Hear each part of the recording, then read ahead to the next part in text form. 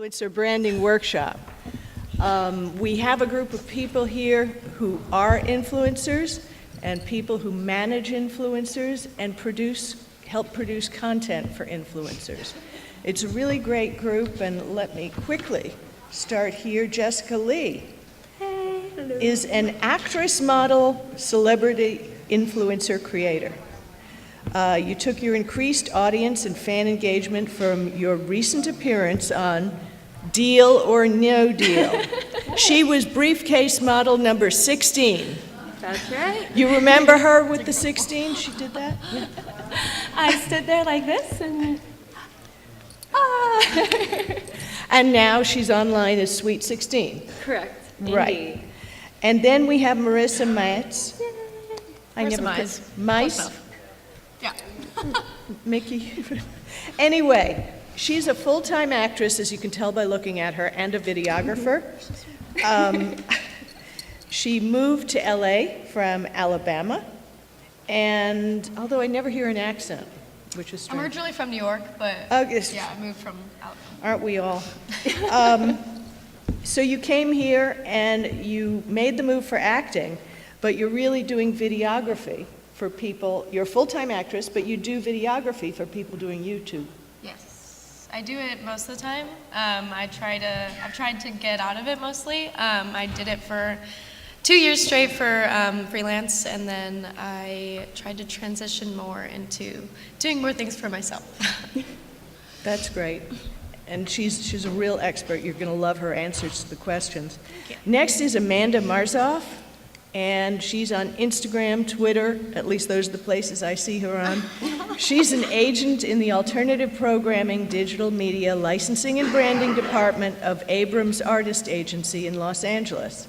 She specializes in bolstering the personal brands of top influencers and celebrities who have amassed a substantial digital footprint across various digital platforms such as YouTube, Instagram, Facebook, Twitter, Snapchat, etc. Anything else to add to that? And this year, we recently started the podcast department at Abrams too. So recently pushing into the podcast space. Very cool. We're going to be doing a podcast panel next Yeah. year. Now, somebody I haven't met before until this very second, Ben Gans, who spent 7 seasons with American Idol and Fox before launching his full-service digital production and marketing agency called Vigo Pictures.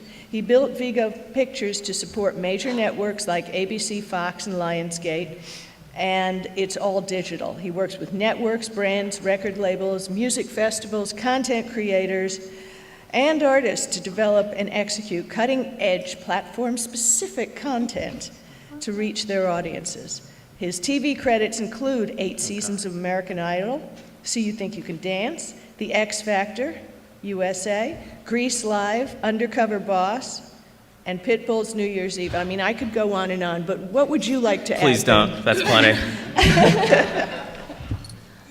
Well, anything you want to add? That's pretty good. Mostly digital production, consulting, strategy, marketing, launches. And I'm Marcia Collier, and I'm the moderator for today. And just real briefly, I've kind of been around in the digital space forever. I wrote eBay for Dummies, which is going into its 10th edition in December. I've sold 2 million books. I've written 48, so that was 2 million over 48. I've had a podcast for the past 10 years, and we get 30,000 downloads a month and actually have sponsors. I have about 250,000 followers on Twitter, and I love digital, and I love communicating with people through digital, and I think it can definitely be profitable. So we're going to go one person at a time here.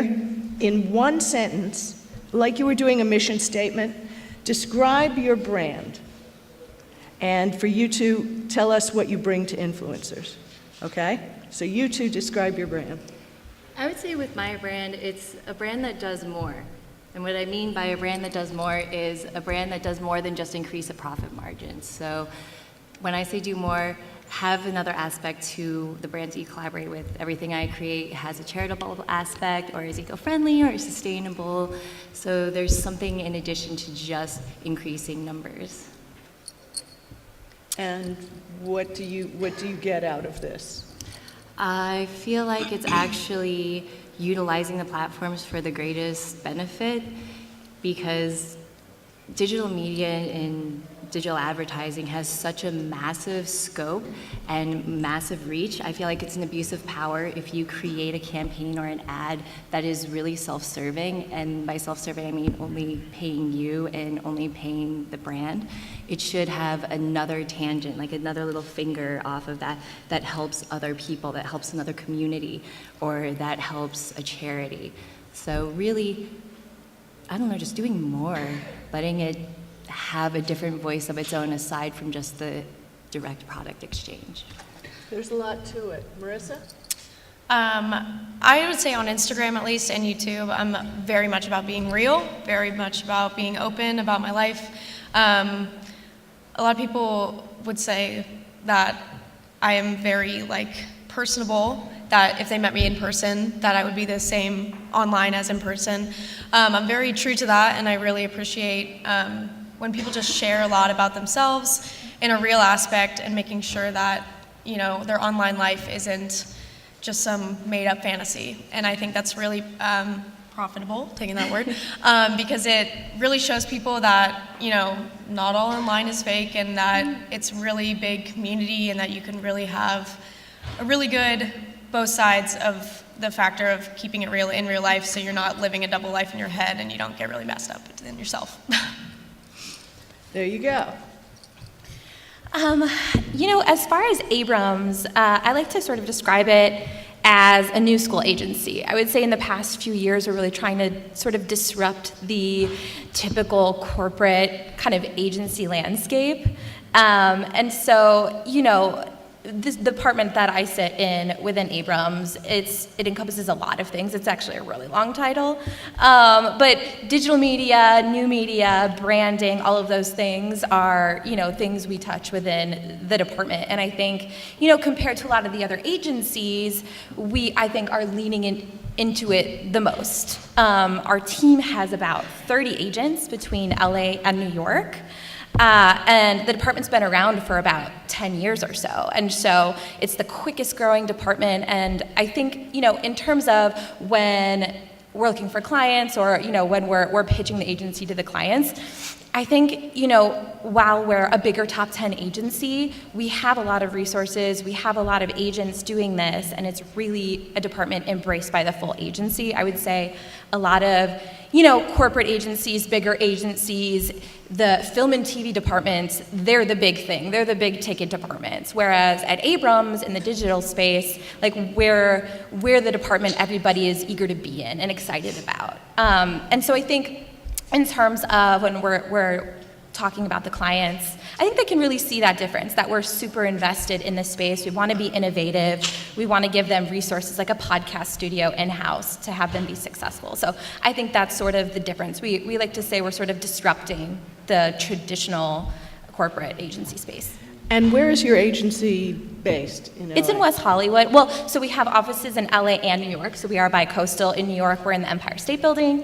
And then in LA, we're in the Pacific Design Center. So it's that red building, that weird red Lego-looking building off of Melrose and San Vicente. Now, Ben, what's Yes, your ma'am. mission statement? What are you doing here, huh? So I brand myself as a leader of Hollywood 2.0. That's Hollywood once the internet was introduced, and once the traditional gatekeepers were kind of pushed aside, and it was really democratized. So that's my personal branding. My business branding, I like to call it digital teams on demand, just filling in the gaps of digital teams, whether it be as little as an editor or as much as a CMO. And do you have production facilities here? We do. We have a studio in Hollywood, 15 edit bays, bunch of strategists. And you rent said out to people? Sorry? And you rent them out to people for production, or are they all They used are for- available to rent. We usually just use them for in-house purposes, but Okay. Good to know. real estate's always a good move, especially if you're in media. Switch to real estate. Okay, for our influencers, we got to change each question a little bit. The question is, where and how did your content start? Where is it now, and have you changed it or not? And for you two agency types, where it's going and what you're seeing. So Jessica? All right, so my content actually originally was non-existent until I did a little show called Deal or No Deal, because up until that point, everything that I did had a huge ironclad NDA, so I wasn't allowed to talk about any of the stuff that I was involved with. So it was kind of nice. I got to kind of slip under the radar of social media until like the last year. And with the following and with this demand on having to have a social media presence, I wanted to integrate a really important aspect of my life, and that's charity. And I said, look, if I'm gonna have this platform and I'm gonna have even one person listen to me or follow me, then I would like to have the message be something that can have a good ripple effect and can create a positive change. And so I feel like I directed all of my content with that in mind as the base foundation, with the hope and the idea to do something more, to give something back.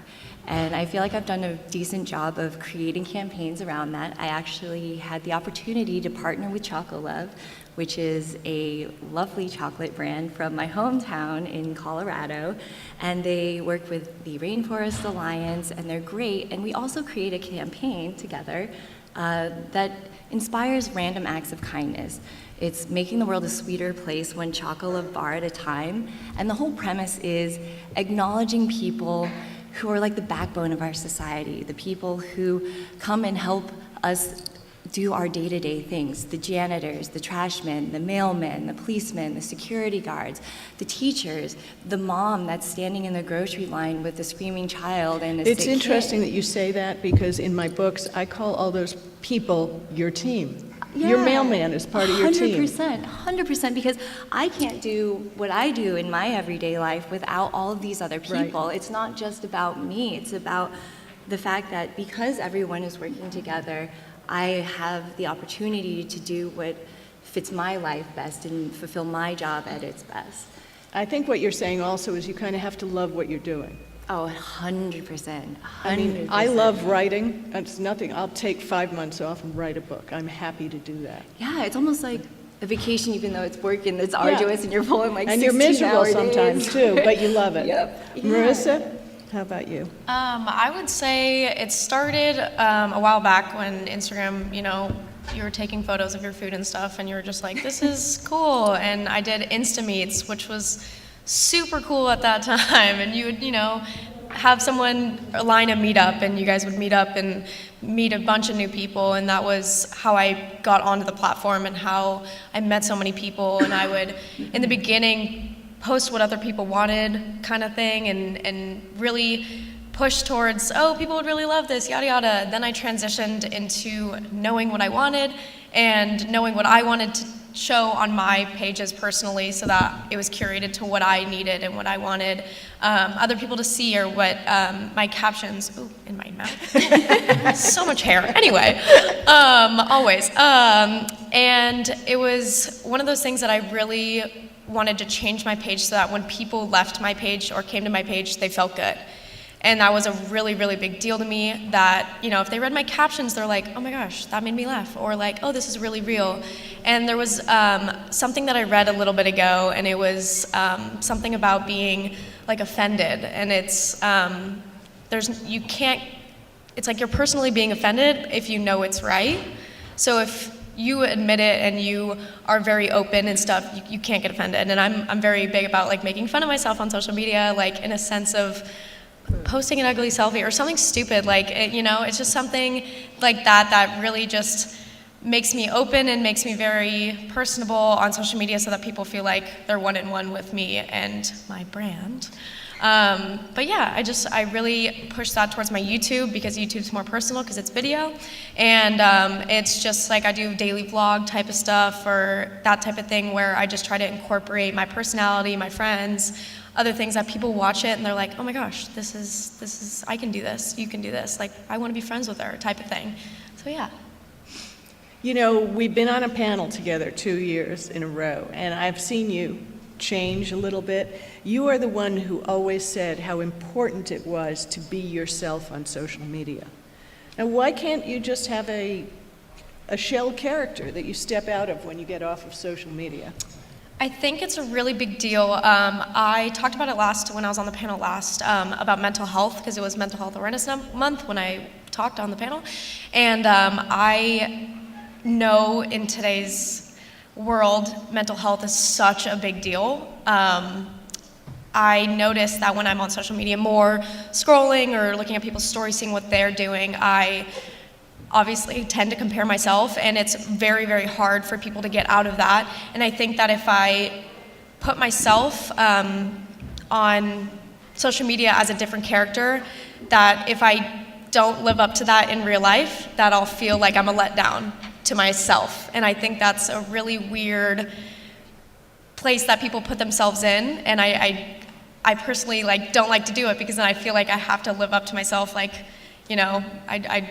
drive a 98 CRV. What do you want from me? I don't drive a Tesla, but I'm not going to put online that I drive a Tesla, But people, assume that if I have a following, or since I'm an actor, I need to have a certain quota, or a certain type of lifestyle, and I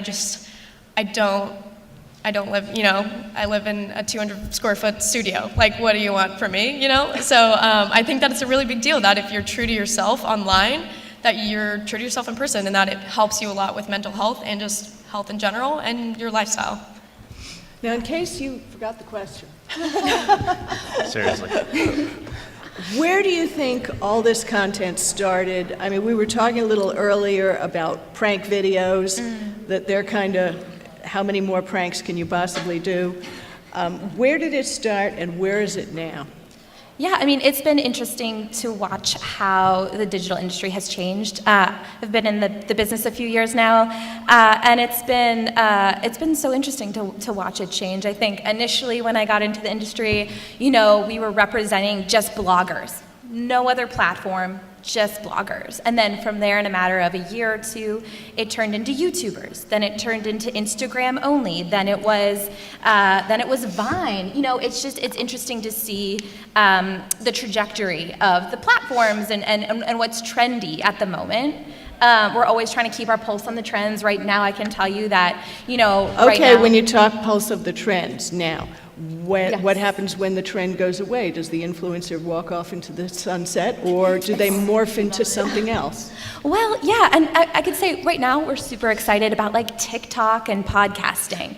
That's what we're really excited about. And as agents, it's our job to make sure if our clients are really interested in this one thing and they're on YouTube and whatever, it's our job to make sure they're across all the platforms. We're helping them figure out ancillary businesses outside these platforms, because to your point, we don't know what's going to happen. Everybody who was on Vine, they had to sort of see the writing on the wall and then move to YouTube or move to Instagram. But also, they had other things, right? They had, if you look at Logan Paul and, those folks, they had merch, a really thriving, over $1 million a year business in merch, in touring, in this, in that. And now everybody has, a pretty 360 business, really established influencers do, and that's really what we look to do, really get off the platform if we can, and figure out just fun, interesting businesses like product, like merch. Yeah, we're going to talk about that coming up. Cool. What we're going to do off the platform. Ben?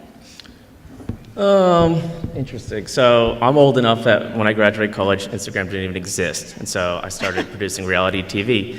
And what I think about posting content is you have to contribute. You have to think of it like a TV producer, right?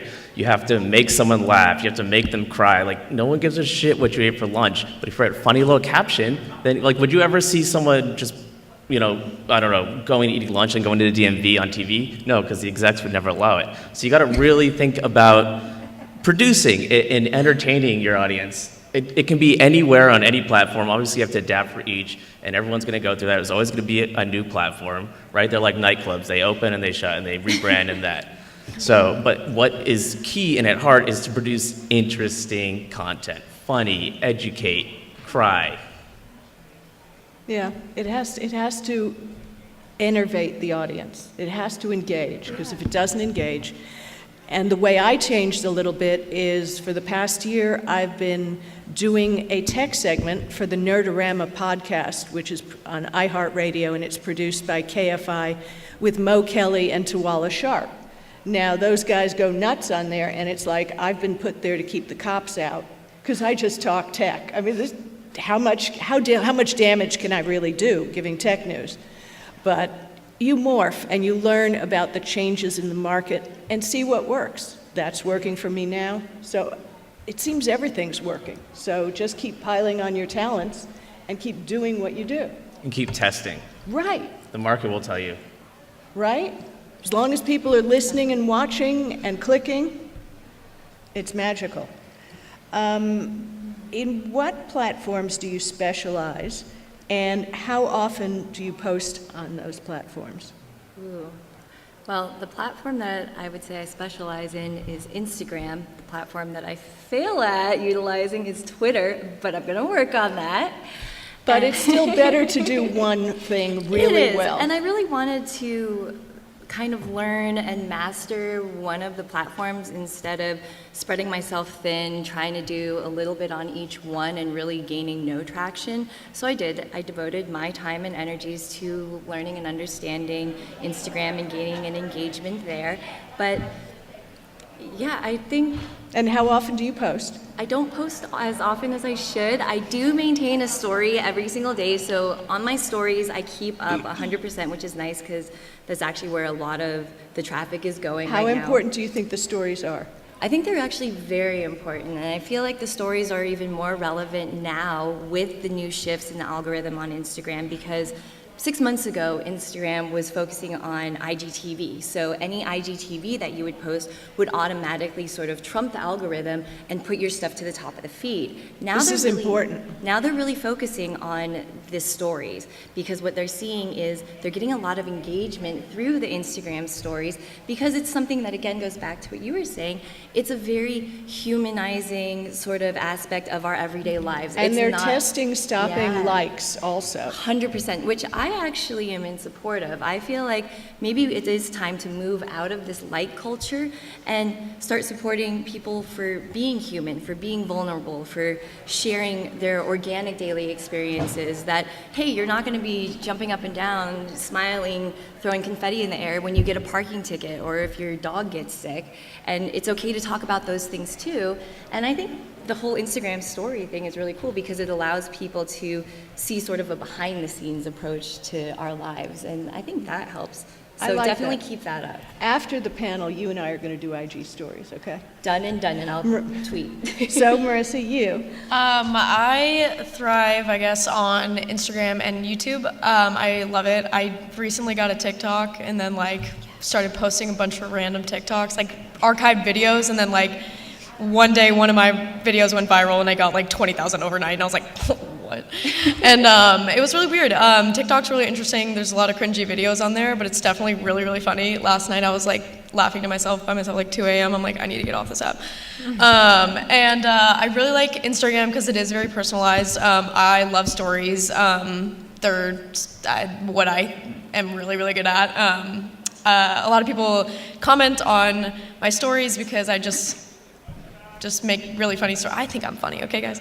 But there was the thing that you post 5 stories a day, and that pushes you to the top. So if Okay, let's repeat that slowly. 5 stories a day pushes you So to this the is top. work, folks. It's not, I'm going to be an influencer and it's going to be so easy. It's work, isn't it? It's interesting because it's fun for me just because I just love comedy and love just pushing myself out there. Well, so you're funny. Not all of us are. Hey, thank you. Yeah, there was a Instagram thing I went to and through my management and everything, and they send us a lot of updates and stuff. And one of the really big things was 5 stories a day. Keeps you. You're supposed to do one post every 2 to 3 days or whatever, and five stories a day. And the stories I think is really big because it keeps people around and relevant in your life, and then they just click through stories. They don't always scroll through the feed and see it because of the algorithm, but the stories are always always there. So it's just very personalized. They see you, they see what you're doing, and then they see your story, and then they're like, oh, this is fun. They click on your profile. So that's how, like, a really big thing to do with that. YouTube, I did it once a week on Marissa Mondays, and it's just my name, Marissa Mize, and for the past, like, 4 weeks, I was, like, traveling and doing a lot of stuff for a lot of other things, so I couldn't upload, but I am back in the game. But yeah, so I think that YouTube and Instagram are like the most personalized just because it's a lot of video, a lot of personality-wise, and that's kind of what I thrive on, so yeah. Anne? I'm going to go ahead and echo everything they said. So, like, as an agent, putting my agent hat on, the advice I give my clients is all of that, really. I mean, All of that. generally, well, yeah, it's really true. Generally, that update you got, I send that to my clients. Like, truly. So, but I think the general rule of thumb is video is king. Video is king. Longer form content is king. I would say Instagram, you know, TikTok, YouTube, those are the platforms to really focus on. And generally, I think a good rule of thumb, and you guys touched upon it, is when an Instagram or a Facebook or a YouTube, when they come out with a new product, right? You touched upon IGTV, things like that, IG stories. When a platform comes out with a new product, use it. They want you to use it. They're going to reward that. And so same with TikTok. It's the new and different thing. Guess what? It's not as saturated as other platforms. Get on it early. You're gonna have a bigger chance to go more viral, right? You're gonna have the chance to grow that audience first. So I would say, you know, follow the platforms, whatever they're coming out with, try it, use it, you're gonna be rewarded. And then one quick thing, you touched upon this real quick about staying authentic, and it shouldn't be such a like culture. We haven't brought this up yet, but Instagram is rolling out a new you know, feature where you won't see the likes on the outside. So if I post a picture, moving forward, I forget the exact day this enacts, but soon, moving forward, if I post a picture, I will be able to see my own likes. You will not be able to see my likes. So it'll be interesting to see how that really affects everything everybody here is doing. So there's that. I might add also that especially for B2B influencers, that Twitter is really good to promote links, and LinkedIn to promote links to videos. I really don't think you can leave those out. It depends on the demographic, but there's a lot of money in B2B and you know, KOLs, key online influencers. Those are influencers who have studied a topic and specialize in it. And they do really well. I know I do. But that's where Twitter comes in, and you can point to things on different platforms from Twitter, share articles that maybe you didn't write that other people wrote, and that way you're always engaging your audience, whether they're there or not. You just keep pumping it out, and it happens. Well, it's true. Someone will see it. All right, the pleasure of going last on this one. I do echo a lot. I mean, We're going to start with you first, Nick. as far as embracing a new feature, I actually started my company because Facebook had just launched Live, and it was a groundbreaking product at the time. So I said, hey, I'm a live streaming company. Everyone's like, oh, cool, we all want to get involved in that. And it just morphed. It morphs like the platforms do. It's like whatever's on the cutting edge. I'm all in on LinkedIn right now because the organic reach is unbelievably high. A like or a comment, any form of engagement, is equivalent to a share, which is huge. So you're seeing all types of numbers and engagements, and it's really easy to grow a following if you're posting all the time on LinkedIn right now. I think a secret that some people may not know is these mega influencers, they have a team. They have teams. So it's impossible to create the right amount of content for Twitter, Instagram, LinkedIn, TikTok, unless you're literally like locking yourself in an edit bay and with your phone or a camera. So like, for instance, how I get around this is I built a little team overseas, so I'll shoot a podcast with a guest, right? And so that's long form. That's a podcast, that's YouTube. Then I'll get cut up into clips for YouTube. Then I'll cut into smaller clips for Instagram. Then teasers for Instagram story. Then longer form for Instagram TV and Twitter and so on and so forth, right? And that's what the networks do and the mega influencers. So I think that's some really valuable information there, seriously, because when you have a piece of long-form content, as I often have in video, having that cut up into pieces and just question, answer, boom, title, and it's through, correct? Sure, and honestly, that's kind of low-hanging fruit. Like a sit-down, no one really wants to watch a talking head. So I recommend just, if you can, be an interesting person, hire a crew or, a kid right out of college or something to come follow you around. If you can't afford a crew, Yep. learn how to do it yourself. At least learn how to shoot yourself. I don't care if it's a selfie stick, right? Just always be shooting, and then you can kind of farm out the different cropping and editing and things like that. But, I mean, you can't outsource someone filming you, It has to be local. The content has Find to be friends. you, right? Yeah. Oh, friends. Do we have those? Who's the time? Right. Did you have something you want to add in? Okay. Now we'll start with you, Ben. What is the importance of branding outside of social media? Is there there branding any- outside of social media? Okay, is that your answer? I mean, what else would you consider brand? I mean, I think that it just goes down to your personality. I think you should be a nice We're talking person. about merchandise, things like that. Oh, merchandise? I mean, I guess I'm guilty of this. So I was trying to get exposure for my company. So at American Idol, Ryan Seacrest used to always give out a gift at the end of every season. One year's jackets and one year was like a massage or something. So I printed out hoodies with my logo on it.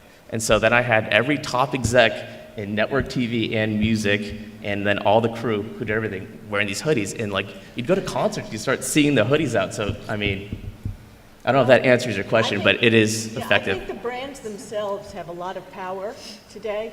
I just read, for example, that Nike is pulling off of Amazon. They're not going to ship any more merchandise to Amazon. That's a big control of a market. And brands and brand relationships really can help an influencer. You going to help me out here a little bit? Yeah, I mean, I would say this is really my agency's bread and butter. This is what we really focus on. I think what I like to say when I'm talking to creators is like, if it's something you're interested in, our goal, obviously, is to make our creators the most money as possible. That's an agent's role, right? It's to help guide the career in general, but our goal, we gotta make you as much money as humanly possible. How do you do that? You diversify what you're doing as much as possible. So once you master all the platforms and content schedule and all that, what's next? Are you at the point where you can expand past that? Right? We want to make, I think our goal is to make 1 million Goops, 1 million honest companies, right?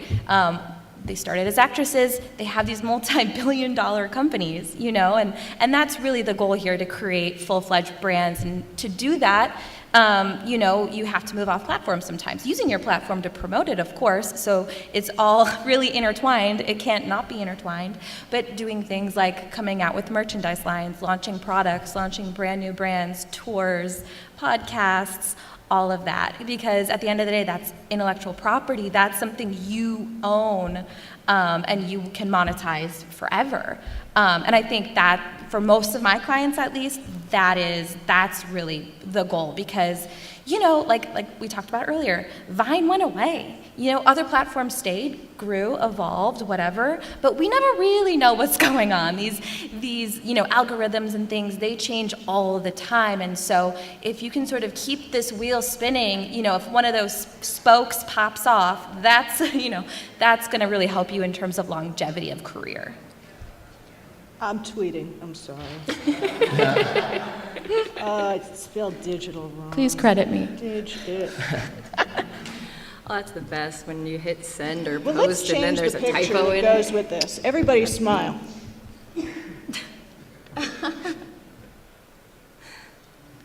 Got it. There you go. Okay. Well, you gotta You got to pay to watch us. do what you take a gotta selfie. do. Okay. How do you decide that the chocolate company, for example, was a brand you wanted to work with, or will you work with just everybody? Oh, I most definitely will not work with just anybody. I'm actually very particular about the brands I partner with. So for some people, I'm a bad influencer because I don't just say yes. For me, I knew that I wanted to work with Chocolove because, again, they have a great partnership and support system with the Rainforest Alliance, which means that they are eco-friendly. They really care about the environment. They source sustainable beans, and they make a really good product. I eat a ton of their chocolate, and I was like, wait a minute. if I'm spending this much money out of pocket on their chocolate and they're from my hometown and they do something that I believe in, I'm going to reach out to them and partner with them. I look for local brands or brands that are sustainable, cruelty-free. I've really also started looking at a lot of cosmetics companies and brands that are vegan and have a higher standard for the ingredients. So I'm really particular about that, and I won't work with a brand if it's not something I organically use in my everyday life, because it kind of goes back to what you were saying, having this level of authenticity and transparency. There's so many good brands out there. I don't need to support some random crap tea that is actually going to give you indigestion and Make ulcers. everybody sick and- Right, like, right. I don't want anything to do with that. Not only do I not want that on my conscience, but I don't want to be affiliated with that brand or something that has such poor quality and low standards. I'd rather only work with one brand in a calendar year. Well, I agree with you on quality. that, and when you're dealing with smaller brands as an influencer, you know, it never hurts to run a background check on the leaders of the company. 100%, because I do that. Yeah. And I found that one company that wanted me to work with them had SEC violations. And I didn't think I wanted to be a spokesperson for them. No, because by accepting a partnership with these brands, you're an extension of that brand, which means that you're taking on a sense of liability for that brand. So whatever dirty baggage they have with their company, it's going to That's be right. put on you too. So you have to be careful not to contaminate and taint your brand just for the sake of a paycheck, because it might limit any future paychecks that you're going to get from there on out. Can I add to this though?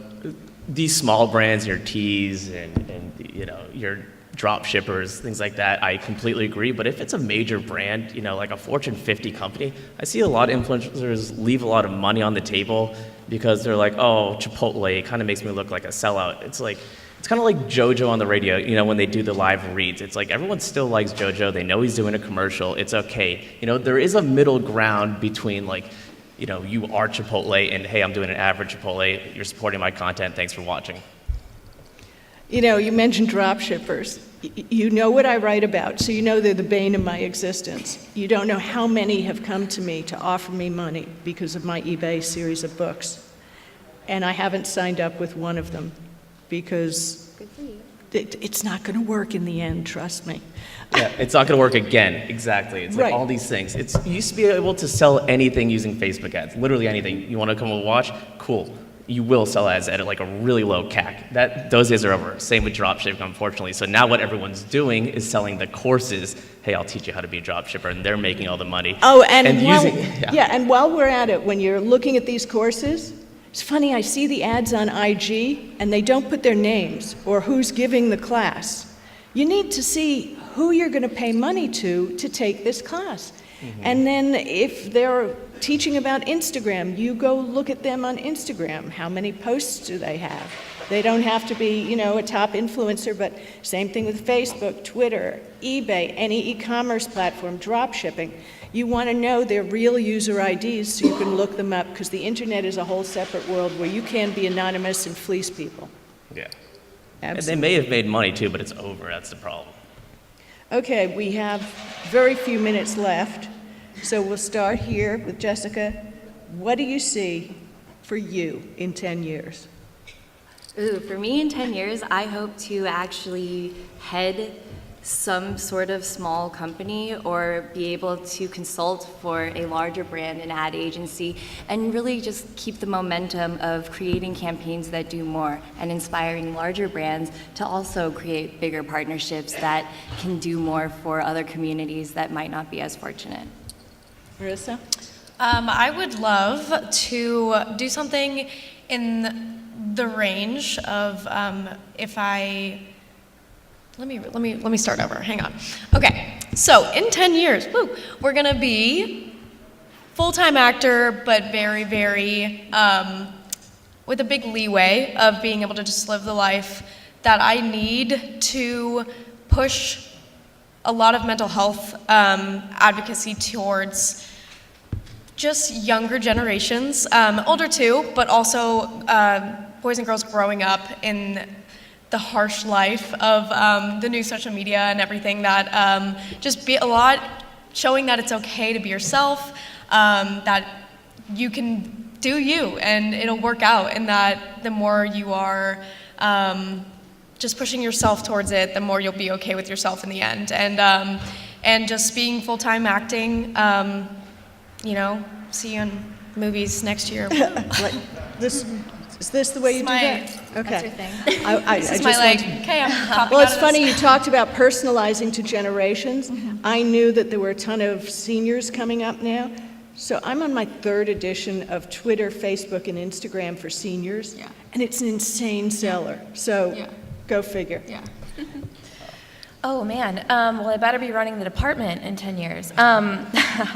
But no, really, I think like something we're really focused on in the next few years is to really just push forward into new markets. So, opening offices and pushing into new markets such as Asia, South America, London, all of those things. And just continuing to stay ahead of the curve in innovation and following the trends, new platforms, anything emerging. And Ben, 10 years from now. So I think, you know how I said Vigo is production and consulting. I think the production will be nearly shut down because of AI. I consult for one of the big tech companies, and their editing using AI is unreal already. I'm talking graphics, repurposing. So editors, your job's going away, unfortunately. I'm an editor too. Camera operators, sports, they have motion tracking, you know, all those camera operators going away. So it's going to be like very small teams of production companies really guiding, I don't know, creative and strategy and consulting. Also, to add on to mine, I would love to pull like a Matthew McConaughey, where like, you know, he did his life of acting and stuff, and he does both, like teaching and acting. That's like one thing I would love to do. Well, taking classes also on voiceover and acting. I think acting and improv are Yeah. really important classes that you should take, and helps you develop your character and your stage presence or your video presence. So I want to thank everybody for coming to this meeting today. I hope in 10 years I'll still be coming here and moderating this because I love doing digital Hollywood. And the people I meet, like these people, teach me every year. So thank you so much, and maybe you'll take some questions outside if people are interested. Absolutely. Okay. Thank you very much. Thank you. Guys. Thank you.